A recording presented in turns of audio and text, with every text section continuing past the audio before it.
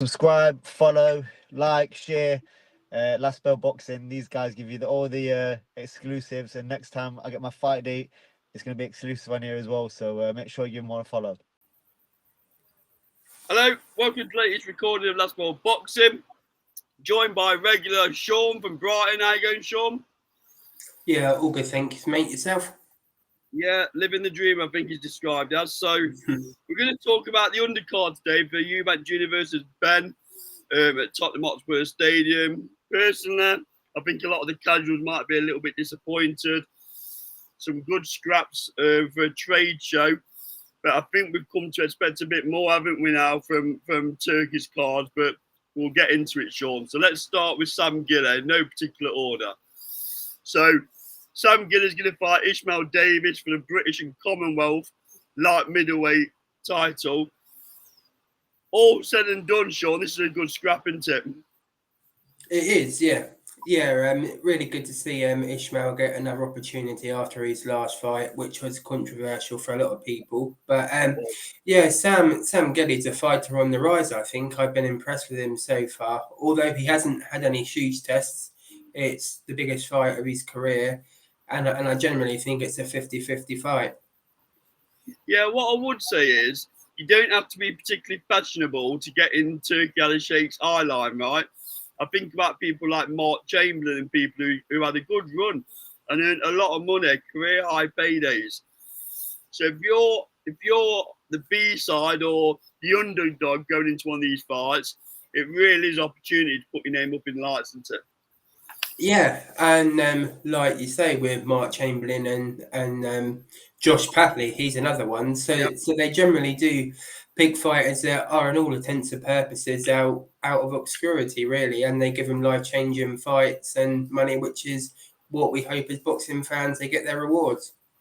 And we're very quick to go in on Turki Sheikh, aren't we, for one reason or another, where it might not sit well with boxing fans, certain parts of his game. But he is creating life-changing opportunities for some of these fighters. Admittedly male at the minute, let's be honest. But for the likes of Sam Gilly, right, and people like that to be fighting, A, at Tottenham Hotspur on a massive card, but B, picking up what's probably career-high paydays, it's got to be good for boxing, right? Yeah, and for him in particular, if he was to win, probably in most people's eyes it will be an upset. But if he was to win, it changes his trajectory of his career, really, and his life. So what an opportunity for him. So come on then, Sean, let's have a prediction out of you then. How's this one going? I'm just going to back Davis just purely because of experience. He's been in there with the higher caliber fighters, so I think he'll win on points. Yeah, I'm going Davis points. He looked good last time out. I know he got beat on a close stroke controversial decision, but I'm going Davis to win it on points as well. So let's move on then to an undefeated fighter, 10 fights undefeated, Liverpool's Talon. He's only 20. He's going in against Shahid, who's 33, 4 wins, 2 defeats and 2 draws. So this is probably a very important fight for both fighters, right? Because Shahid ain't going to get many more opportunities on the merry-go-round, is there? So, bit of a cup final for him. You could argue Talon could come again at the young age of 20, but he's going to want to make hay while the sun shines, isn't he, as well? So, give us your thoughts on this one, Sean. Yes, it's another really interesting fight. Good again. It's not necessarily household names, so good to see these type of fighters on the card. As you say, it's a bit of a crossroads fight for both of them, really. Being only 20, as you say, he can come up again if he was to lose, but also this could be the making of his career and really push him on. And for Shahid, again, it's his last opportunity on the big show, you would have to say, and he's going to obviously go out there and try and get the win and maybe light another fire under his career. And obviously, Talon coming from Liverpool, we all know how Liverpool get behind the fighters. Look at Nick Ball's profile now, deservedly so. Now selling out the M&S Bank Arena whenever he fights here. So Talon will be looking at that and fancying a piece of it, right? Yeah, there's quite a good little crop coming up from Liverpool at the moment, isn't there? So he'll want to be on those shows undoubtedly, and really push his name out that he can be one of the sort of flag bearers for Liverpool boxing going forward. Yeah, because we think we might be getting a big fight somewhere down the line with Callum Smith at Anfield, possibly, if results go right. So, they'll be clamouring to get onto that card, won't they? Yeah. Okay, moving on to the next one. Adam Azim versus Adulev. I hope I pronounced that right. It feels about right. I don't really know much about Adulev, I'll be honest with you. Again, this is a great opportunity for him to jump in with a British boxing's higher echelon fighter, one of the most promising fighters. He's shown his loyalty to boxers, signed a new contract. Adam Azim. So, talk to us about this one, Sean. Is it going to be a rollover for Adam Azim, do you think? I think so, and I think we can expect this going forwards as well. We touched on it the other day on the live about this new contract with Boxer, and I'm not completely sold it is, to be honest. I think they're going to have to put him on shows like this, on Turkey shows where Ben Shalom's quote unquote got an influence, because there's no way they can get him the opponents and the fights on the BBC. Just look at Callum Simpson, for example. They didn't even bid the purse bid for his fight. So, it's a sad state of affairs, really, for Boxer. But Adam Azim, it's just going to be a knockover for him, isn't it? He's not fought in a while. Get his name back out there, and presumably either early next year they'll get him a big fight. Here's a prediction for you, Sean. If Dalton Smith wins or loses in that away fight, he'll fight Adam Azim next. Yeah, I think so. It's just a natural fight to make, isn't it? Both under the Turkey banner, as it were. So I think so as well. And I think that will land on a Riyadh card, won't it? Because I don't think commercially, unless you're going to take it to Hillsborough or do a big card in Sheffield, commercially, I'm not sure it's viable to put it in the UK. Still not sure what tickets Adam Azim does. I'm not sure what ticket seller he is. And you can say the same for Dalton Smith, really, can't you? We're not sure what he would do if he would main event on a card. So my prediction is, if we're sat here this time next year, Adam Azim will be fighting Dalton Smith. There you go. Okay, next one, interesting one. Richard Ryatpour, obviously converted to heavyweight. He is 35 now, so he needs to start putting his foot down. And he's fighting Scott Welch. Now, I know he's on social media, Sean. You've been quite vocal saying you're glad Scott Welch has got this big opportunity. So I'll be interested to see if you think he's going to take this with both hands and maybe put a dent in Ryatpour. Give us your thoughts. Yeah, it's a really interesting one for Tom. Obviously trained by Scott, his dad, who was in a big heavyweight sort of era back in the day. A bit interesting it's at heavyweight, because I don't think Tommy's really found his ideal weight. I might have said Scott there, Sean. Sorry, I meant Tommy. I'm getting excited. Yeah, that's all right. Scott's his old man, of course. Yeah. With Tommy, it's interesting because he hasn't really found a natural weight for him. He's fought at cruiser, bridger, and now heavyweight. So he goes up and down the three like a yo-yo, to be honest. I personally think he's more of a cruiserweight out of any of them. But I think it's a good test for Ryatpour. He obviously is not looked the best lately. Up at heavyweight, it'd be interesting to see how he carries that. He's obviously a big size and can adapt to that quite well. But I think I think Tommy definitely will be in there to win. He actually almost fought Joseph Parker when Martin Bacoli jumped in. He was probably a few hours away from jumping over the plane on that one as well. But I think now he's got a bit of notice. He's got a good sort of three or four solid weeks of training for this fight.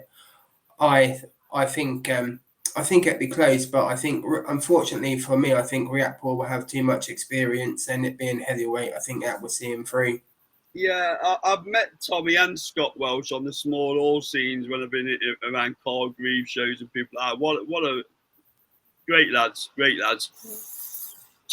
Tommy just needs an opportunity, right? For some reason, he seems starved of opportunity where he has, like you said, he has to go jumping up and down the weights to get an opportunity. So I hope he takes this. I mean, Ryatpour, He's had a bit of a nightmare over the last 2 years, hasn't he? 1 minute it was the next best thing to come out of British cruiserweight boxing, if not the boxing scene. Couple of defeats, and it's unravelled a little bit for him, hasn't it? Yeah. I mean, as you say, only this time last year he fought Bilham Smith, didn't he? And everyone was saying he's going to be the next flag bearer. Many people backed him to beat him. Well, they had it at Crystal Palace, which is his club, right? Yeah. Then from there, he's just had a bit of a stinker. Obviously, a great story of what he's come through, but I think it's a crossroads fight for him more than anything. I think if he loses to Tommy, there's no way back for him at any level, really. I've always liked Riot Paul, and I've gone on record as saying that I thought he'd beat Bilham Smith, which he didn't. I do wonder about motivation with Riot Paul, because I think he's got all the tools in the toolbox. But like a lot of fighters, just something seems missing, right? So, 35, Sean, I know heavyweights go on to a little bit longer than other weights, but if he's wanting to make any sort of splash in the heavyweight division, he's got to start putting his foot down, hasn't he?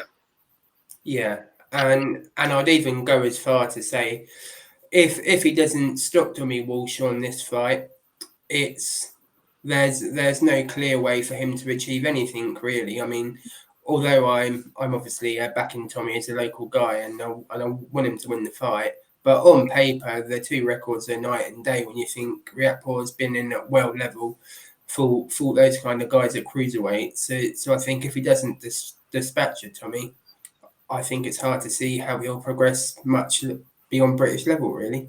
There's a caveat to that, though, Sean. Tommy can only beat who's in front of him and the opportunities that he's given, right? So this could be his cup final, couldn't it? Yeah, and I think they will treat it as such, really. As I say, he's got a big set on him because he was going to take the Parker fight before Bacody flew over there. So, he's been crying out for an opportunity like this. So I really hope he takes it and he progresses with his career. Okay, coming on to they've called it the co-main event, which surprises me. But Jack Catterall versus one of my own, Echo Esserman from Nottingham. Esserman's on a bit of an Indian summer, you know. Not many people gave him an opportunity against Josh Warrington in his last fight. Never didn't give him much chance against Josh Taylor. He did what he needed to do. One thing Echo Esserman won't do, he ain't going anywhere. You know, no one blasts him out, do they? Let's be honest. It will be on your chest all 12 rounds. So this is going to be a real gut check for Jack Catterall. Jack Catterall should beat him if he thinks he's at the level that he is. But again, I like to use the word caveat with it being a Sunday and using big words. Catterall could be on the slide a little bit for me. So Esserman might be getting him at a good time. And a bit like I've said with Mark Chamberlain, what a great opportunity for Echo Esserman to change his life. So with all that said, Sean, give us your thoughts. Yeah, Jack Catterall's an interesting one for me. I still don't know how good he is, to be honest. I don't know if his fights with Josh Taylor was because Josh Taylor overlooked him and he was slightly on the slide. He wasn't at the best of his career when he fought him in either fight, let's be honest. So I don't really know if Jack Catterall's good or he's a victim of British boxing fans sort of overhyping him and putting him on a higher pedestal where he's not at. So just on a side note, Sean, just a quick side note. I think Josh Taylor's best performance was Regis Prograis. Yeah, I would agree with that. Yeah, because he what Prograis went on to do, Josh handled him quite well that night. Sorry, I just thought I'd just jump in that. Yeah, it's a great point. That was in the Super Series, wasn't it, I think? Yeah.